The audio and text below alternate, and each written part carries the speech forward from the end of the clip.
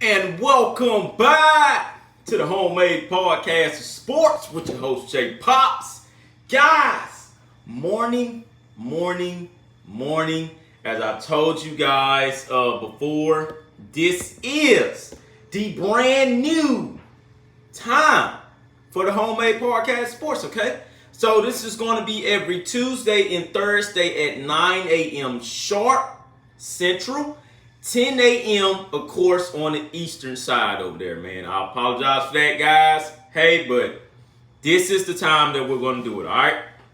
Very quick 10-minute segments, and then we're going to carry on about our day, and we're going to be good at work, all right? So, guys, without further ado, first and foremost, man, feeling good. It's sunny out here. We're getting closer and closer to the football season, okay? Our first game is on September 3rd, I believe, and we are now we are now a day under 30 days until the actual football season kicks off for Texas A&M. I'm excited. I'm very, very excited. I'm hearing people around the country kind of pretty much say the same thing. A lot of guys can say, hey, man, we're 8-4 all day long, but it's a lot of people that are going to be intrigued on what Texas A&M actually has to offer this season, okay? So, man, I'm one of them. I just finished watching the Texas Steve McGee. He's already said that he's drinking the Kool-Aid. He think that they can make a run for this thing, man. So, I'm excited. A lot of us are excited. We've seen what baseball can do. We've seen what basketball can do. And now it's time for football to go ahead and come on with it, man. All right, so shout out to Kangaroo Black. Man, you up over there? You know, so but shout out to Kangaroo Black. He's dropping by the podcast, man. A real big Alabama fan over there. Make sure you guys check out his podcast as well. All right, so guys, let's talk about it, man. Let's talk about this. So the first day of practice, Texas A&M. I believe that we were one of the very few in the SEC that kicked off practice. I believe Florida kicked off practice, and if I'm not mistaken, I think Kentucky, man. Now, I don't want to say the wrong thing here, but I know for sure that Texas A&M kicked off their first day. What did we see in that practice on yesterday? The biggest thing that we all saw on yesterday, and shout out to Texas for reporting this as well, and shout out to Billy Lucci for putting that out there on Twitter. So this is what Billy Lucci said. Very interesting offensive shakeup at A&M practice today, where James Cooley was working with the wide receivers, Damian Craig working with the quarterbacks, and Darrell Dickey is working with the tight ends. I'm going to say that once again for the guys that did not hear me. Very interesting offensive shakeup at A&M practice today, where James Cooley was working with the wide receivers, Damian Craig working with the quarterbacks, and Darrell Dickey working with the tight ends. What does that say for Texas A&M going forward? That lets you know that Jimbo Fisher is tired of hearing the criticism about his offense can't do that, offense can't do that, the wide receivers can't get explosive enough, guys can't get downfield. So all I'm saying is this here. Be ready for this offense to shake it all up on the field come game day. All right, Jimbo Fisher knows for sure, as well as Darrell Dickey and all those other guys, they didn't go out there and just recruit these guys for no reason. All right, that wasn't just to make the roster look good and make it look unbelievable going forward. They got that number one class for a reason. They got a couple of more of those guys that's already there with the number one class for a reason, man. They want to have an explosive passing game. So Jimbo Fisher said, "To hell with it. I'm going to shake some things up here, and we're just going to have to see how it goes." From what I'm hearing in practice, and this is only the first day, Haynes King is kind of commanding the offense, but also Evan Stewart. These are freshmen, by the way. Evan Stewart and Chris Marshall are making a big impact right now. All right, that's what I'm going to say about the wide receivers. But I'm also hearing this here. So far as the tight ends are concerned, the guy that's from Sweden, Theodore Miller Ostrom, he doesn't look like a regular tight end. I'm going to put that out there now. He does not look like a regular tight end.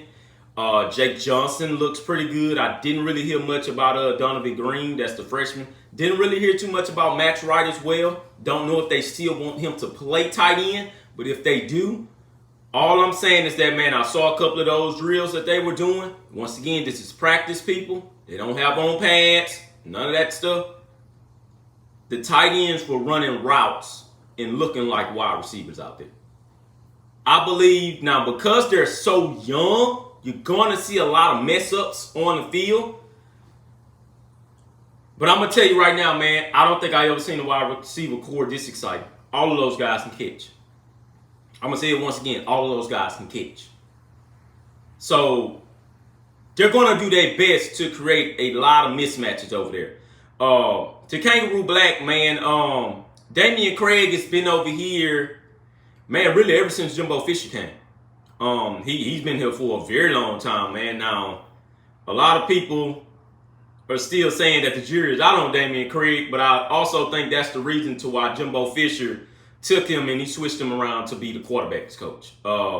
He's been with Jimbo Fisher the whole time he's been over here, but he's been with him at Florida State too. And Jimbo Fisher wants him to get back to coaching quarterbacks because you have to remember he was the quarterback coach for Jameis Winston, E.J. Manuel, and Christian Ponder as well, man. So he wants him to get back to developing a first-round QB, and he wants to see what Darryl Dickey has. I mean, man, let's face it, Darryl Dickey been there forever. Well, he's been coaching forever. So he wants to see what Darryl Dickey has so far as with that wide receiver unit. I really do think that we're going to see a more explosive passing game this year. May not be, number one, top 5, stuff like that, but top 25 for sure.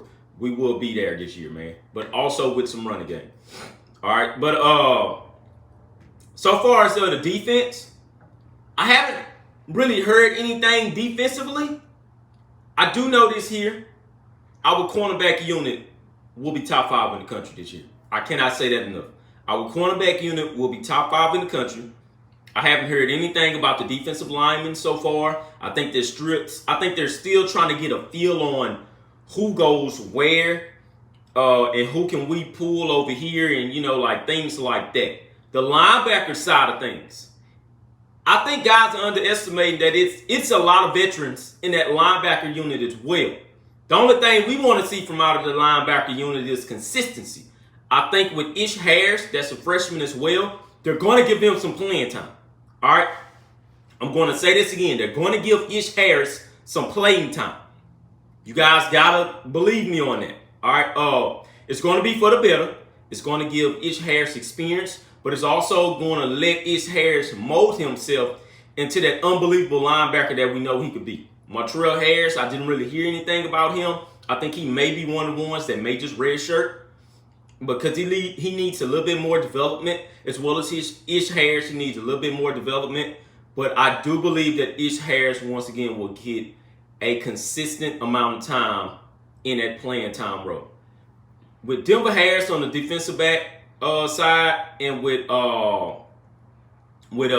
Jacoby Matthews and also Bryce Anderson, those guys, and Bobby Taylor. I think Bobby Taylor may not even much play half of the season this year because I believe he's still banged up. So he's going to be out for a significant amount of time. I believe that's what they said.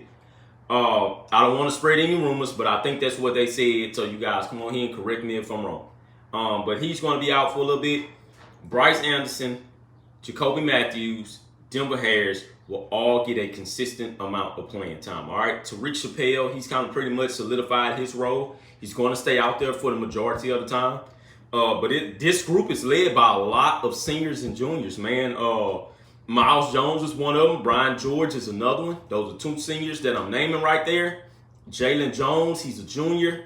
And it's a couple of more guys out there. Damani Richardson, Antonio Johnson. All these guys are juniors and seniors. That defensive back unit will be the core of that defense for this year. All right, so I need you guys to remember that. That's pretty much it for the first day of practice, and stuff like that. I will end this here. I will end the podcast on a note with this. Nick Saban came out and said that last year was a rebuilding year. Although he had a Heisman Trophy winner, went to college football playoffs, went to the national title game, everything. Alabama is just different out there. Understand that. That's a rebuilding year. This is what I will say. For guys that had already knocked us down the ledge because we went 8-4. That was a rebuilding year. Last year for Texas A&M was a rebuilding year. This year, different. I'm going to end the podcast on that. I love all of you guys. Please tune back in. I may do another one of these on Saturday and Sunday, but if not, it's going to be on Tuesday. All right. I love all of you guys. #GigaMags.